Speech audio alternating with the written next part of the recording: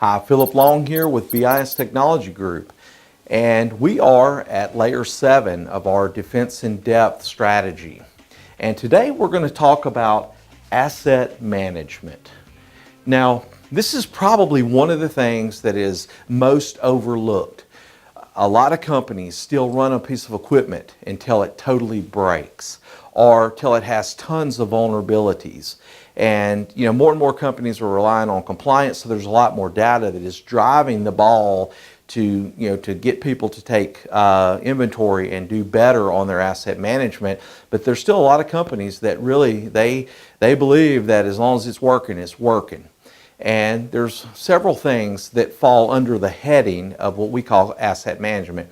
One is just the overall maintenance of the existing equipment. What software is loaded on that machine?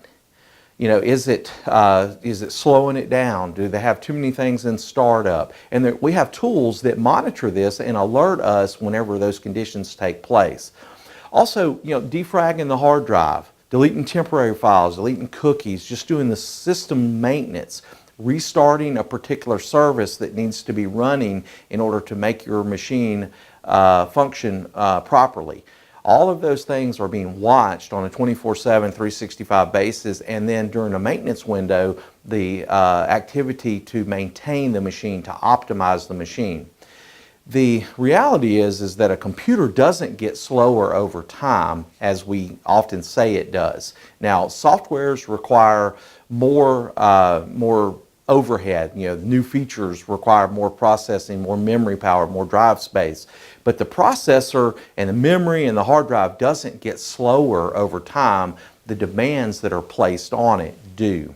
Moore's Law is a guy by the name of, I can't think of his first name, but Mr. Moore said that technology doubles every 18 months. And he's proven that true as it relates to processors. And I think he said that back in the either late 70s or early 80s, and that's pretty much proven true. The thing to think about as a business owner, and again, at the end of the day, I'm a business owner. I am just like you guys. I am looking at how do I drive efficiency and how do I drive profitability? How do I do what I do the best I can do it? A lot of times as business owners, we're short-sighted. We don't realize the impact that is taking place whenever we have poorly performing assets. Not only are they slower, and I wrote a white paper that talks about the average workstation with a $30,000 a year employee.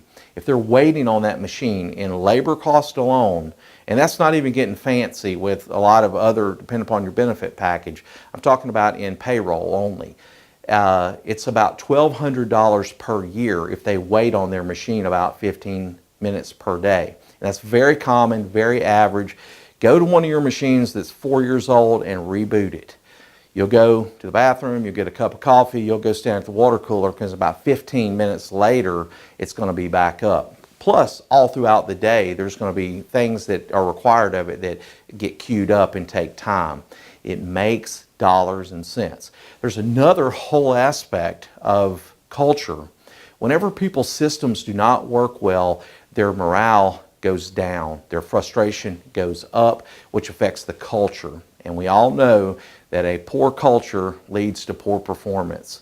So, and asset management is really very easy to do if you have the proper tools. I literally, at any moment, can put a 3-year path to show a path forward for 3 years with a simple report that we run to show which assets are going to go out and when they need to be replaced along a timeline, so that you don't have, oh gosh, I call it jacking the network up and driving a new one under it.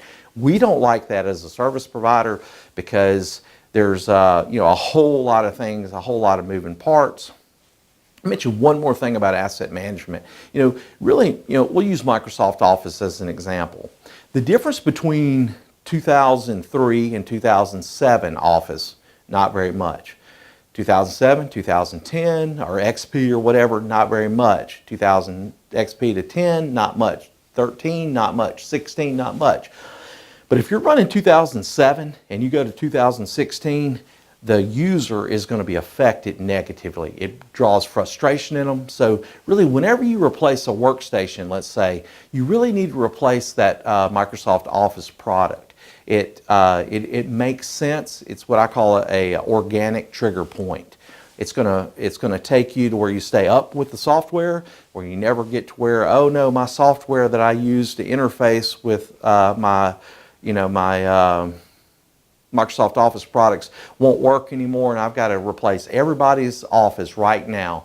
Well, that really is very inorganic and very inefficient, because what's going to happen is we're going to have to come out, charge you for that product, uninstall the other, reinstall the other, whereas if you would do it every 4 years with your replacement of your workstation, it's going to be organic, it's going to be the most efficient, and it's going to be the less impactful on your employee. I kind of hinted to it right there. We believe that on a server, you need to replace it every 5 years. You need to match your warranty with the life on a server. For instance, if you're going to buy a server, go ahead and buy a 5-year warranty straight out of the gate with that. That way you have a fixed cost on hardware and labor. And then also on workstations, we say every 4 years you need to replace your workstation. Statistically, I have tons of data I can share with you to show you that will impact your office in a very positive way. It'll keep productivity up, it'll keep morale up, and it'll keep you more effective and more efficient and really more competitive in the market with the use of technology. I'm Phillip Long with BIS Technology Group. Please share this video. I'm really passionate about this. This is one of the things that is missed by most business owners. They're replacing machines based off squeaky wheel, which employee is squeaking the most, and they'll replace their machine twice to the one who really is most productive in your office. And they're just getting slower and slower and slower, and they're getting frustrated and more frustrated and more frustrated over time. Thank you for watching.